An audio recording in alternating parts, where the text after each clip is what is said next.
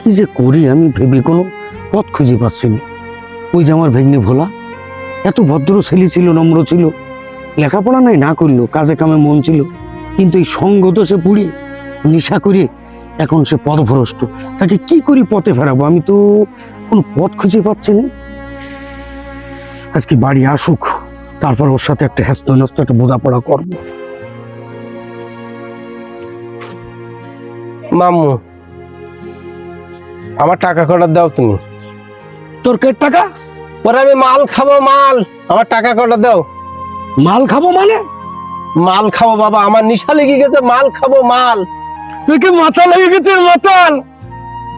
আমি অত শত বুঝিনি, তোমার কাজ করেছি, আমি কি করব না করব আমার ব্যাপার। তুমি টাকা দাও। হাতের ঘড়ি কি করেছিস? গেছে। টাকা দাও মামু, টাকা দাও।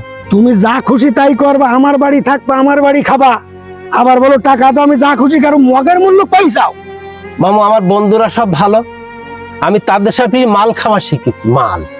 ও, যে বন্ধুরা মাল খায় ঢক ঢক করি, তারা তোমার খুব ভালো বন্ধু। এই টেনশন থাকে না, মাল খালি। তুমি টাকা দাও দিন, আমি অত লিখছে টাকা। এই মাল খালি কি হয় জানিস?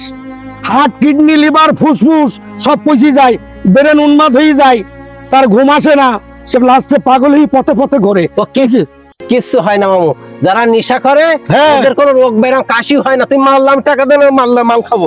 মাথায় কাজ করলে মাল খেতে হয় না, কাশিও হয় না।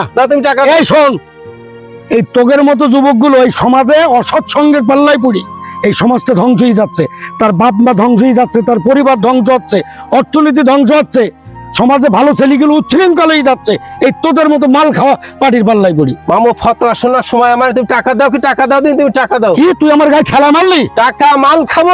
মাল খাবি? তোর মাল, তোর মাল খাওয়াচ্ছি, দাঁড়া। মামু, মাল খাবো।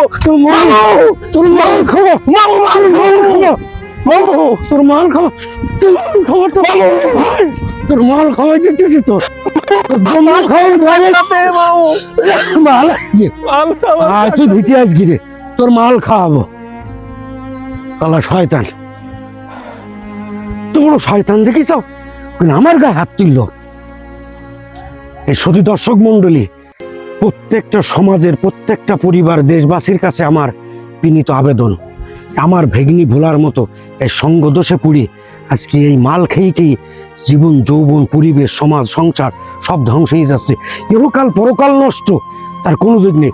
সুতরাং আপনারা সাবধান থাকবেন। আপনার প্রত্যেকটা ছেলে মেয়ে কোথায় যায়, কি করে, কি খায় কি না খায়, তাহলে আপনাদের পরিবারটা সুন্দর এবং ভালো থাকবে।